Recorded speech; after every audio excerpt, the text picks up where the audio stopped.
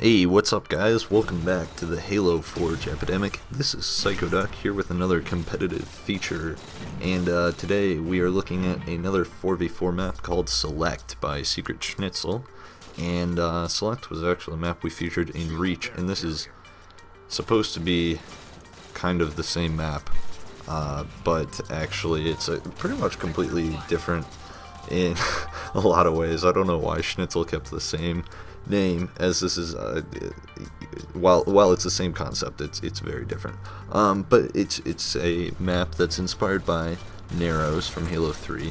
It has that, you know, the bridge concept with kind of these linear paths to get from one side of the map to the other. You know, it's kind of long, narrow, and kind of linear, but in order to break up the linearity, there's these man cannons, tack jumps, and you really have to, in order to bypass having to walk the long way from one end of the map to the other, you have to use these jump ups and man cannons and whatnot to get around, which works really well. Has some great risk versus reward, and just plays really nicely. You've got these sort of little towers up here at the bases where you go to snipe, unless you're me, because I can't snipe. And I really was not having very good games when I was getting these footage, unfortunately. But anyways, so you kind of have these vantage points where you can kind of see up to this top mid of the map and kind of control some of the routes. But all the sight lines and all that work really nicely, as I would expect from Schnitzel. He does a pretty good job with competitive maps. Here is like Lag City.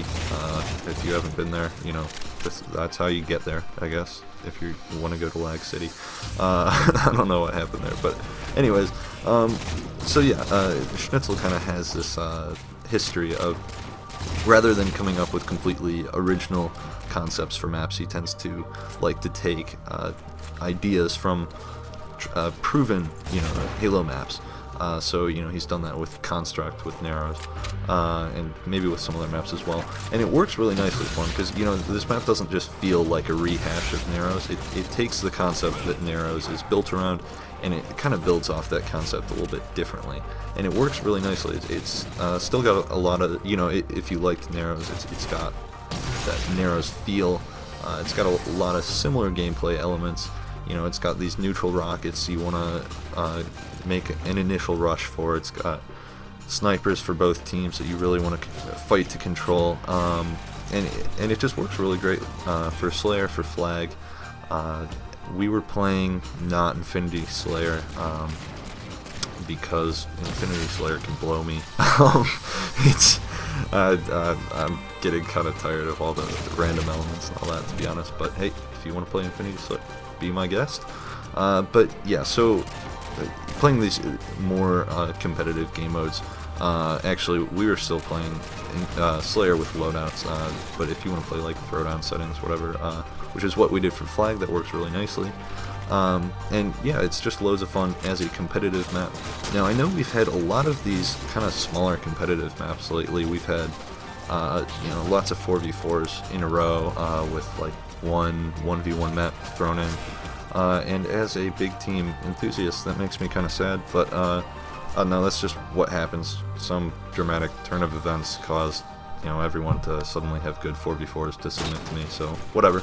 But we will have some really awesome news for you guys really soon. Really cool sort of announcement, new thing that we've been working on at THFE for like 6 months that we're gonna finally blow the top off of soon, and I'm really excited about that. So again, if 4v4s aren't your cup of tea, then don't watch 4v4 videos. Same thing with you know, if you don't like mini games, don't watch the minigame videos. If you don't like competitive maps, don't watch the competitive map videos. You know, that's why we have all this variety for you guys. But anyways, back to Select. You know, I think this video's kind of shown a lot of kind of the ways you can move around the map. It's really cool to use sort of the tack jumps and all that to your advantage. It's kind of a map that you have to get to know, and once you get to know, it'll really work out to your advantage, let you control the map more, and it just works really well for you. If you want to play with a coordinated team, it can be a lot of fun. So I would recommend checking this out. Schnitzel has been, you know, a great forger for a while now, even if he has a horrible temper and can be a bit of a douche at times. Take that, Schnitzel. And I'm, you know, just messing, guys. Don't freak out like he did when I made fun of Squally's gamer tag or whatever. You know, it's okay. Everyone knows Schnitzel's a douche, anyways. It's okay. I love him. But, yeah. So, and to top things off, you know, this map has, like I said, been through a lot of iterations. It was originally designed in Reach. It's based off a tried and true concept. Schnitzel built it in Halo 4 for the first time on Erosion.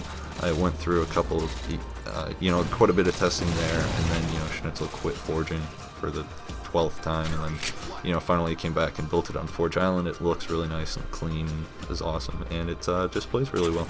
So thanks for watching, guys. This has been Psychoduck with the Halo Forge Epidemic.